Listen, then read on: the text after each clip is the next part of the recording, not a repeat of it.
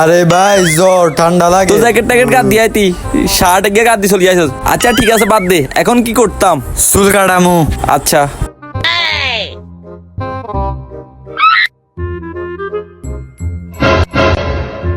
আরে ভাই কি হয়েছে?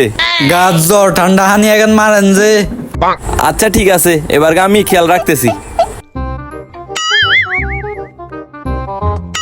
আরে ভাই কি হয়েছে? এত জ্বরের মধ্যে আনে ঠান্ডা হানি এখন মারেন, হানি ছাড়া কাটেন। আচ্ছা কাটতেছি।